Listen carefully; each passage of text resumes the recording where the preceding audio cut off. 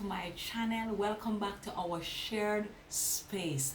As promised, the last time we were talking about standing in the saddle of life, just standing and just taking control, taking responsibility of who you are. And I promise I spoke about the 4 points in order to get to that space or that place where we own our own life and we decide what we need to become of. We are not ignorant of the fact that God says many are the plans in the heart of men, but God is the one who causes purposes to be fulfilled.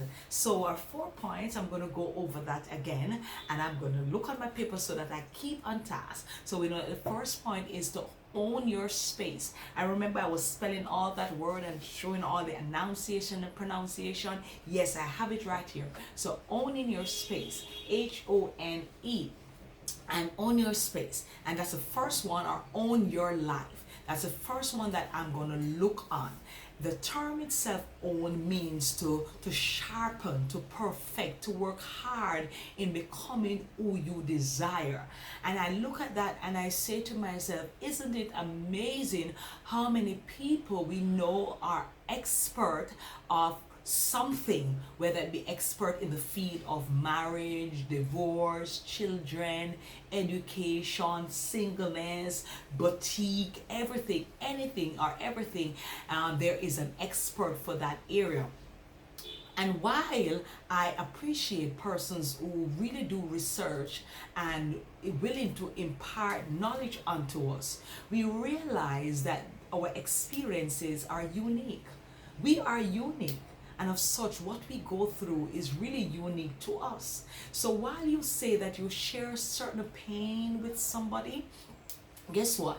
The diagnosis, the symptom, the cause of it are usually different from what somebody else's experience is. Even the joy that we feel, my joy that I feel, is quite different from yours. However, there are some similarities in us laughing out aloud, probably for the same thing, but the angles are really different. So today we're going to be looking at how do I own my space? How do I take responsibility of my life? And back in the days, it would be somebody pointing fingers, but now you realize that you are your sole person. You are the sole injector of your change, or the change that you so desire. See, in me understanding this, I took the time out just to look on 2 Peter. Yes, I went to the consultation, the great consulter of all times. I went to the book of 2 Peter, chapter 1, verse 3, and it says, His divine power has given us everything we need for life and godliness through our knowledge of Him. Through our knowledge of Him who has called us, to His glory, who has chosen us and called us to His glory.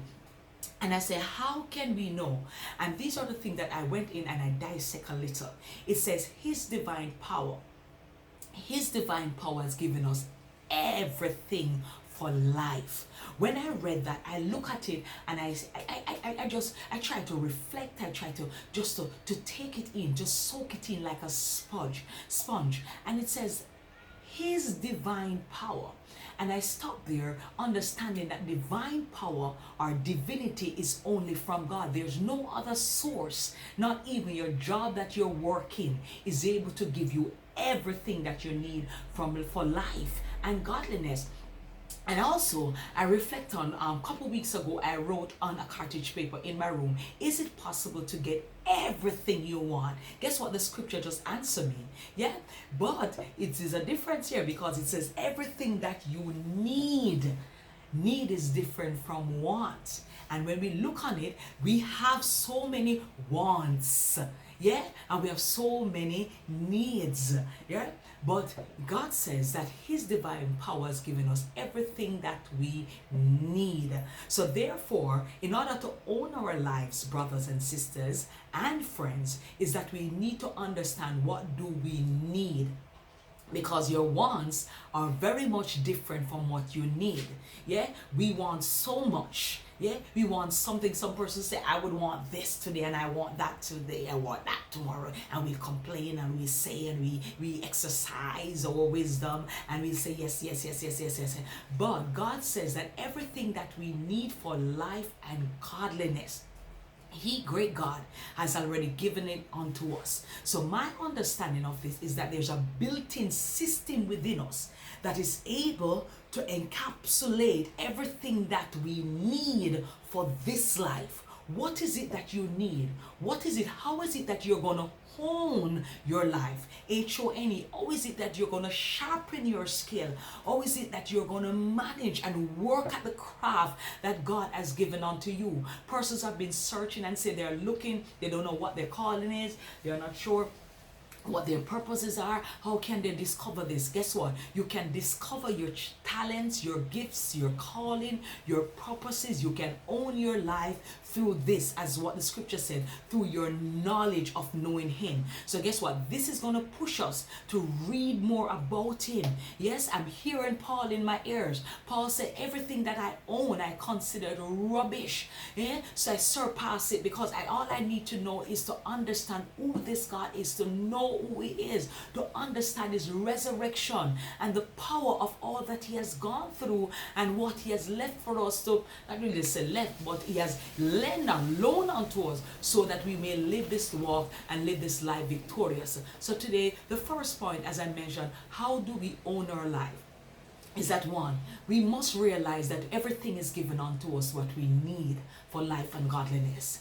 Number two, not just prioritizing the things of God, but making sure that God is. Sometimes it's easier said than done. But prioritizing is easier to say I'm prioritizing it on paper. But let us see it in action. Yeah? So we know for shadow of about that our God give us everything. So how do I own my spirit? Is now that I know all these things, how do I maximize everything that I need to move forward in and through? So own your life in good spirit. Own your life being confident that our God is more than able.